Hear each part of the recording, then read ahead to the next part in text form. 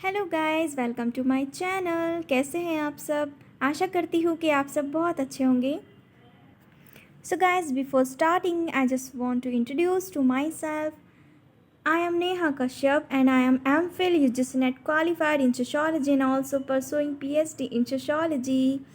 सो guys, आज हम discuss करने वाले हैं most important sociologist Emmanuel Durkheim.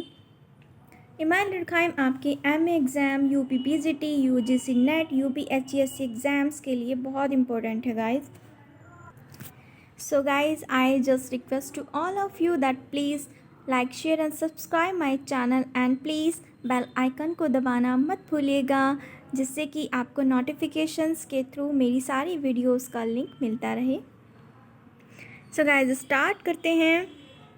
आज की जो मैंने वीडियो इमानुएल डर्कहाइम पर बनाई है वो पार्ट 1 है एंड हम यहाँ पर इमानुएल डर्कहाइम से रिलेटेड कुछ मोस्ट इम्पोर्टेंट पॉइंट्स या फिर उनका स्टार्टिंग से जो बेसिक आता है वो डिस्कस करने वाले हैं, जो सभी एग्ज़ाम्स में पूछे जाते हैं। सो मैंने यहाँ पर अभी फर्स्ट वीडियो में ये सब डिस्कस करने वाले हैं हम। सो गाइस, एलेक इंग्लिस ने August Comte, Herbert Spencer, Emmanuel Durkheim, Max Weber, इन चारों को समाजशास्त्र के संस्थापक पिता माना है। ऑगस्ट कॉम्ट ने समाजशास्त्र को जन्म दिया, उनको समाजशास्त्र का पिता या फिर फादर ऑफ सोशोलॉजी कहा जाता है। उन्होंने ही सबसे पहले हमारा सोशोलॉजी को कॉइन किया था, बट सोशोलॉजी को कॉइन करने से पहले उन्होंने सोशल फिजिक्स की बात कही थी। दैन उन्होंने एक आपके बेल्जियम के थिंकर थे एडोल्फ क्वेटलेट, उन्होंने अपने उस सोशल फिजिक्स या सामाजिक भौतिकी वर्ड को अपने एक रिसर्च पेपर में उसको यूज़ कर लिया था। दैन उन्होंने ऑगस्ट कॉम्ट ने फिर सोशोलॉजी नाम रखा 1838 या कहीं कहीं पे 1839 भी आपको देखने को मिलेगा। सो गाइस, देखते हैं कि उसके बाद क्या हुआ कि स्पेंसर ने भी समाजशास्त्र नामक पुस्तक लिखी है। एक सोशोलॉजी जो बुक है सबसे पहले आपका हर्बर्ट स्पेंसर ने लिखी है। इस प्रकार से देखते हैं कि कॉम्ट स्पेंसर समाजशास्त्र के जनक एवं पथ प्रदर्शक तो थे, किंतु समाजशास्त्र के संस्थापक के रूप में इमानुएल डर्कहाइम का नाम सबसे बड़े ही सम्मान के रूप में लिया जाता है। बिकॉज गाइज, फ्रांस में सामाजिक विचारकों में डर्कहाइम को कॉम्ट का उत्तराधिकारी माना जाता है। प्लीज़ ये आप याद रखेंगे कि कॉम्ट का उत्तराधिकारी इमानुएल डर्कहाइम को माना जाता है। सो गाइज, याद रखेंगे कि जो सोशोलॉजी सब्जेक्ट है उसकी नींव रखी है ऑगस्ट कॉम्ट ने, बट सोशोलॉजी को एक सिस्टमैटिक वे में या फिर वैज्ञानिक पद्धति बनाने का या वैज्ञानिक साइंस बनाने का जो बात कही थी सबसे पहले, वो आपका इमानुएल डर्कहाइम आते हैं। सो गाइस, देखते हैं इमानुएल डर्कहाइम का बॉर्न। सबसे पहले देखते हैं इनका जन्म कब हुआ। 15 अप्रैल 1858 में एपिनल एक जगह है फ्रांस में, वहाँ पर इनका जन्म हुआ था। याद रखेंगे बिकॉज कुछ भी एग्ज़ाम्स में पूछा जाता है। आजकल के जो एग्ज़ाम्स आ रहे हैं गाइस, उनमें सब डीपली बहुत ज़्यादा क्वेश्चंस पूछे जा रहे हैं। सो प्लीज़ आप किसी भी पॉइंट को ईजी वे में मत लीजिएगा, आप सभी पॉइंट को अच्छे से याद रखना। नेक्स्ट, उनका डाइड या फिर डेथ कब हुई थी। 15 नवंबर 1917 फ्रांस में। सो गाइज़, ये बोर्न एंड डेथ जो है हम दोनों को याद रखेंगे। सो अब देखते हैं स्कूल ऑफ थॉट, वो किस स्कूल ऑफ थॉट से बिलोंग करते थे। गाइज़, हमारे जो समाजशास्त्र या सोशोलॉजी है उसमें ये सभी जो थिंकर्स हैं या फिर बहुत सारे सोशोलॉजिस्ट हैं वो किसी ना किसी पर्टिकुलर स्कूल से बिलोंग करते थे। स्कूल का मतलब कि एक ऐसा विचारधारा का एक ऐसा इंस्टीट्यूशन जो कि सब एक ही विचारधारा को अपनाते थे। जैसे कि हम देख सकते हैं कि फंक्शनलिस्ट हो जाते हैं, कुछ थिंकर ये मानते हैं कि सोसाइटी फंक्शन करती है, कुछ मानते हैं कि कॉन्फ्लिक्ट होता है। सो अलग अलग पर्सपेक्टिव या अलग अलग स्कूल ऑफ थॉट हमारी सोशोलॉजी में देखे जाते हैं। सो प्लीज़ आप याद रखेंगे कि हमारे जो इमानुएल डर्कहाइम हैं वो स्कूल ऑफ थॉट में आते हैं, उनका सिंथेटिक स्कूल या फिर समन्वयात्मक संप्रदाय। सो गाइज, अगर आप सिंथेटिक या समन्वयात्मक संप्रदाय को समझना चाहते हैं तो मैंने उस पर एक वीडियो ऑलरेडी बना रखा है। सो गाइज, हमारे सोशलॉजी में जो है 2 types of main school of thoughts बताए गए हैं। फर्स्ट आपका आता है फॉर्मल स्कूल ऑफ थॉट, जिसको हम स्वरूपात्मक संप्रदाय कहते हैं। सेकंड आपका आता है सिंथेटिक स्कूल ऑफ थॉट, जिसको हम समन्वयात्मक संप्रदाय कहते हैं। सो मैंने दोनों को अच्छे से एक वीडियो में डिफ़ाइन किया हुआ है। सो प्लीज़, अगर आपको वो वीडियो देखनी है, ये दोनों स्कूल ऑफ थॉट आप समझना चाहते हैं, सो प्लीज़ मेरी प्लेलिस्ट में जाइएगा। देन आप वहाँ पर आपको बेसिक सोशोलॉजिकल कॉन्सेप्ट्स में एक बॉक्स मिलेगा। देन वहाँ पर आपको वो वीडियो मिल जाएगी। सो गाइज, मैंने जैसे आपको स्टार्टिंग में बताया है कि हम आज इमानुएल डुर्कheim का पार्ट 1 को डिस्कस कर रहे हैं, जिसमें कि मैंने बहुत ज़्यादा इम्पोर्टेंट कॉन्सेप्ट्स या फिर बेसिक कॉन्सेप्ट डाले हैं। मैंने पूरा स्टार्टिंग से ही बेसिक को लिया है। सो गाइज, देखते हैं, ये पॉइंट बहुत ही ज़्यादा इम्पोर्टेंट है और इनसे रिलेट होकर क्वेश्चंस बहुत ज़्यादा पूछे जाते हैं। सो फर्स्ट पॉइंट आता है हमारा कि इमानुएल डुर्कheim जो थे हमारे स्ट्रक्चरल फंक्शनलिस्ट थे सोशलॉजी में। स्ट्रक्चरल फंक्शनलिस्ट या फिर इसको हम हिंदी में कहते हैं संरचनात्मक प्रकार्यवादी। ये लोग क्या कहते थे? ये लोग कहते थे कि हमारी जो समाज की संरचना है उसको हम एक फंक्शन के रूप में देखते हैं। जैसे कि एग्जांपल हमारे स्पेंसर जो थे, स्पेंसर ने इस कॉन्सेप्ट को सबसे पहले दिया था। स्पेंसर ने बताया था कि जिस टाइप से एक ह्यूमन बॉडी के बहुत सारे पार्ट्स होते हैं, एग्जांपल कि हाथ होता है, पैर होता है, नाक होती है, दिल होता है, किडनी होती है, सब अगर इनमें से एक भी किसी को निकाल दिया जाए बॉडी में से, तो क्या बॉडी फंक्शन करती है? प्रॉपर नहीं कर पाएगी। सो ऐसे ही हर्बर्ट स्पेंसर ने सोशलॉजी में इस कॉन्सेप्ट को अप्लाई किया। सो उन्होंने सोचा कि जिस टाइप से ह्यूमन बॉडी में बहुत सारे पार्ट्स होते हैं और एक भी पार्ट्स अगर ख़राब हो जाए या फिर एक भी पार्ट्स को हम निकाल दें तो ह्यूमन बॉडी जो है फंक्शनिंग अच्छे से नहीं कर पाएगी या फिर कर ही नहीं सकती। सो गाइज़, ऐसे ही सोशलॉजी में हमारे बहुत सारे पार्ट्स होते हैं, जैसे कि बहुत सारे इंस्टीट्यूशंस हैं, एग्जांपल रिलीजन है, हमारा मैरिज है, फैमिली है।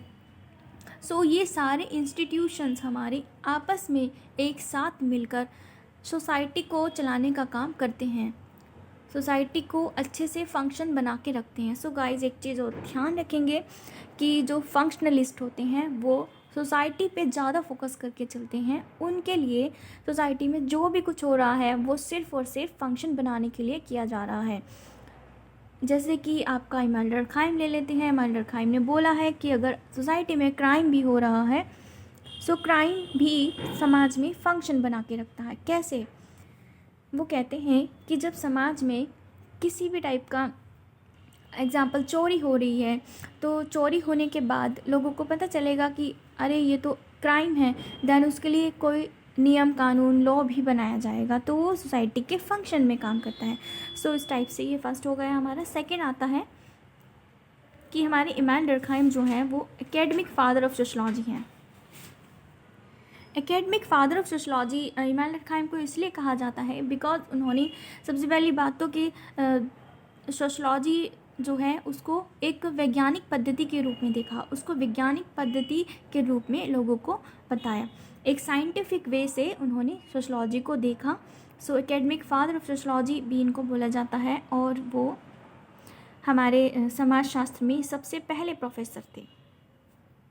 नेक्स्ट आता है आपका he talks about integration. So guys, वो सिर्फ और सिर्फ एकीकरण की बात करते हैं, एकजुटता की बात करते हैं, बिकॉज वो एक प्रकार्यवादी थिंकर हैं, या फिर हम कह सकते हैं कि वो एक फंक्शनलिस्ट थिंकर हैं।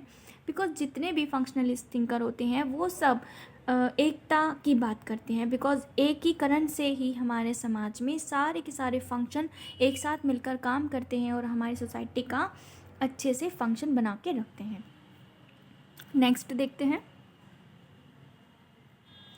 So he is a first professor of sociology. जैसे कि मैंने आपको अभी पहले बोला था कि वो एकेडमिक फादर सोशलॉजी इसलिए बोले जाते हैं बिकॉज वो हमारे समाजशास्त्र के सबसे पहले प्रोफेसर हैं।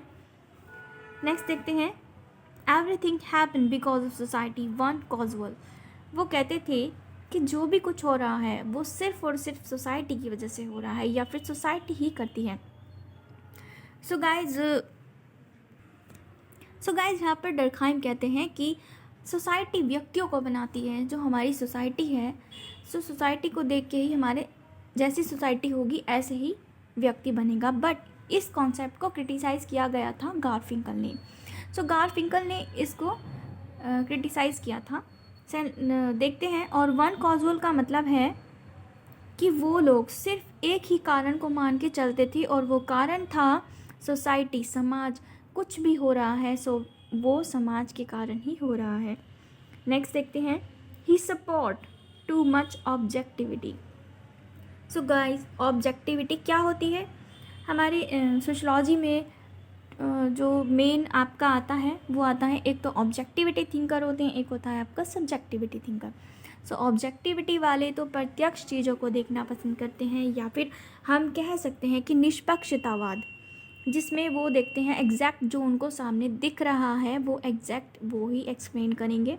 वो होता है आपका ऑब्जेक्टिविटी। ऑब्जेक्ट का मतलब जैसे कि आप गाइस हम ब्रेक कर सकते हैं इस वर्ड को, जैसे कि ऑब्जेक्टिव एक्टिविटी। ऑब्जेक्ट या फिर जिस भी चीज़ को हम देख पा रहे हैं एग्जैक्टली, सो वो हमारा ऑब्जेक्टिविटी हो जाएगी, जहाँ पर हम किसी प्रकार की निष्पक्षता को नहीं रखते हैं। एक होता है आपका सब्जेक्टिविटी।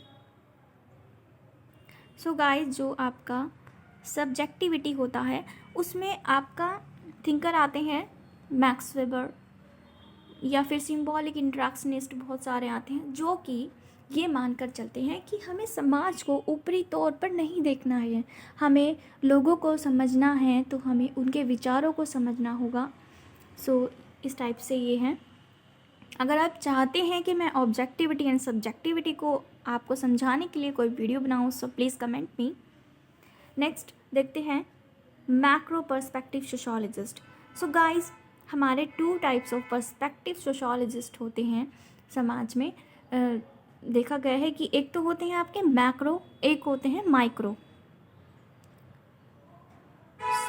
मैक्रो वाले वो होते हैं जो कि समाज को एक बड़े रूप में देखते हैं, एज अ होल सोसाइटी, पूरा का पूरा संपूर्ण समाज को लेकर वो लोग चलते हैं कि हमें कुछ भी अगर कुछ भी रिसर्च करना है हम पूरे समाज के लिए एक अच्छे से काम कर सकें। माइक्रो जो होता है, माइक्रो होता है किसी भी चीज़ की डीपली अंडरस्टैंडिंग, ऊपरी तौर पर नहीं देखना है, अंदर से अंडरस्टैंड करना है कि इन घटनाओं में क्या हो रहा है। माइक्रो पर्सपेक्टिव हमारा वो हो जाएगा। गाइस, नेक्स्ट देखते हैं कि हमारे इमानुएल डुर्कहाइम ने बहुत सारी मैथडोलॉजी को यूज़ किया था अपने बहुत सारे कॉन्सेप्ट्स में। ये मैथडोलॉजी से क्वेश्चंस नेट में बहुत बार पूछे जा चुके हैं। प्लीज़ आप इनको बहुत अच्छे से याद करिएगा। सबसे पहले आता है हमारा इनडायरेक्ट एक्सपेरिमेंट। इनडायरेक्ट एक्सपेरिमेंट जो है सुसाइड में किया था इन्होंने, अपने कॉन्सेप्ट इनका सुसाइड है जो उसमें यूज़ किया था। ओके गाइज, सुसाइड में कैसे कि जो लोग मर चुके थे, जिन्होंने सुसाइड कर लिया था, आप डायरेक्टली तो उनसे मिल नहीं पाएंगे वो लोग, इनडायरेक्टली एक्सपेरिमेंट किया गया था। नेक्स्ट आता है आपका कंपैरेटिव मेथड या फिर तुलनात्मक पद्धति। कंपैरेटिव मेथड क्या होता है गाइज? जब हम 2 एग्जांपल A एंड B दोनों को हम कंपेयर करते हैं, that will be the comparative या फिर तुलनात्मक पद्धति। ध्यान रखेंगे कि हमारे समाजशास्त्र में तुलनात्मक पद्धति का उपयोग सबसे पहले इमानुएल डुर्कहाइम ने किया है, उसके बाद आपका मैक्स वेबर आता है एंड मैलिनोवस्की। गाइज, एंथ्रोपोलॉजिस्ट या फिर मानव शास्त्र में अगर हम देखें तो तुलनात्मक पद्धति का हमारा मैलिनोवस्की नहीं होगा, एक्चुअली आई कन्फ्यूज्ड, हमारा इसमें आंसर हो जाएगा Radcliffe Brown. Guys, comparative method मैं फिर से बता रही हूँ, सबसे पहले डुर्कहाइम ने यूज़ किया था एंड उसके बाद आपका रेडक्लिफ ब्राउन ने किया था and then Max Weber. Because Radcliffe Brown जो थे हमारे, वो डुर्कहाइम को फॉलो करते थे एंड उनकी ही सारी कॉन्सेप्ट्स को लेकर उन्होंने अपने कॉन्सेप्ट्स में इन्वॉल्व किया था, उन कॉन्सेप्ट से रिलेटेड उन्होंने बहुत सारी थियरीज़ को दिया है। सो नेक्स्ट आता है आपका कॉन्कॉमिटेंट वेरिएशन, ये भी आप याद रखेंगे। नेक्स्ट देखते हैं। सो नेक्स्ट आता है आपका historical comparative method. Historical comparative method कैसे, हिस्टोरिकल कहाँ से आया, कंपैरेटिव मेथड तो हमने समझ लिया है, हिस्टोरिकल कैसे आया। हिस्टोरिकल का मतलब यहाँ पे आया है कि एवोल्यूशनिस्ट जो थे या फिर उद्विकासवादी जो सिद्धांतकार हैं, उन्होंने हिस्ट्री को देखा कि कैसे हमारा समाज जो है वो एक पुरानी टाइम से लेके अब तक कैसे इवॉल्व हुआ है। सो उसमें हमारे इमानुएल डर्कहाइम भी आते हैं जो कि एक उद्विकासवादी सिद्धांतकार हैं या फिर एक इवोल्यूशनिस्ट हैं। सो नेक्स्ट आपका आता है हमारा quantitative and inductive method. So guys, quantitative data क्या होता है? क्वांटिटेटिव डाटा वो होता है जिसमें हम क्वांटिटी को देखते हैं एंड देन ये भी इन्होंने अपने सुसाइड में ही यूज़ किया था, जो सुसाइड इनका कॉन्सेप्ट है। बट गाइस एक चीज़ हम ध्यान रखेंगे कि हमारे 2 टाइप्स ऑफ मेथड होते हैं मेन सोशलॉजी में। एक तो होता है आपका क्वांटिटेटिव एंड एक होता है क्वालिटेटिव। सो क्वांटिटेटिव में हमेशा हम डिडक्टिव मेथड को रखते हैं। एक तो हमारा इंडक्टिव हो जाता है, एक आपका हो जाएगा डिडक्टिव। सो गाइस, डिडक्टिव हमेशा क्वांटिटेटिव के साथ आता है एंड इंडक्टिव हमेशा क्वालिटेटिव के साथ आता है,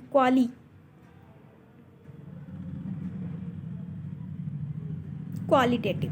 सो गाइस, बट हमारे जो सोशलॉजी में सिर्फ एक ऐसे थिंकर ये ही हैं, इमानुएल डर्कहाइम, जिन्होंने कि समाजशास्त्र में अपने सिद्धांत में क्वांटिटेटिव मेथड के साथ इंडक्टिव मेथड का यूज़ किया था। सो प्लीज़ आप इसको अच्छे से नोट डाउन करके रखिएगा because this is most important और एग्ज़ाम्स में कुछ भी पूछा जा सकता है। सो गाइस देखते हैं इनका जो फील्ड वर्क रहा है, सभी सोशलॉजिस्ट ने कहीं ना कहीं पर फील्ड वर्क किया है। सो इनका जो फील्ड वर्क था वो ऑस्ट्रेलिया की अरुंटा ट्राइब पर था। तो ये क्वेश्चन भी एग्ज़ाम में आया हुआ है एक बार, यूजीसी नेट में आया हुआ है, यूपी पीजीटी में भी आया है एंड यूपीएचईएससी एग्ज़ाम्स में भी आता रहता है। सो प्लीज़ आप इसको याद रखेंगे। सो गाइस, जो इन्होंने ये फील्ड वर्क किया था अरुंटा ट्राइब पर, वहाँ पर इन्होंने टोटमवाद की बात कही थी और किस बुक में इन्होंने बात कही तो वो मैंने यहाँ पर मेंशन कर दी है guys, elementary forms of the religious life 1912। इस बुक में इन्होंने और ऑस्ट्रेलिया की अरुंटा ट्राइब का अध्ययन किया था। इस बुक में उन्होंने मेंशन किया है ये सब एंड वहाँ पर इन्होंने टोटम की बात कही थी। टोटम को सबसे पहले इन्होंने ऑस्ट्रेलिया की अरुंटा ट्राइब्स में देखा था। सो प्लीज़ ये आप नोट डाउन करके रख लीजिएगा बिकॉज़ ये बहुत इम्पोर्टेंट है और इससे रिलेट ये भी पूछ लेते हैं कि किस बुक में उन्होंने रिलीजन का कॉन्सेप्ट दिया है। सो आपका ये हो जाएगा elementary forms of the religious life. So guys, next हम सोशलॉजी में इमानुएल डर्कहाइम का सेकंड पार्ट कल बनाएंगे। कल देखते हैं हम वीडियो, देन उसमें हम कॉन्सेप्ट्स को देखने वाले हैं। बहुत सारे कॉन्सेप्ट हमारे इमानुएल डर्कहाइम ने दिए हैं तो वो सब कॉन्सेप्ट हम 1 by 1 बहुत अच्छे से अंडरस्टैंड करेंगे, बहुत ईजिली वे से। So guys, thank you for watching my video. If you like my video, so please like, share and subscribe my channel. So guys, we will focus on this. See dreams, believe in yourself and achieve your goals. So guys, you can achieve your goals, just effort continuously and do study and hard work continuously. So guys, you can achieve your goals. So guys, thank you so much.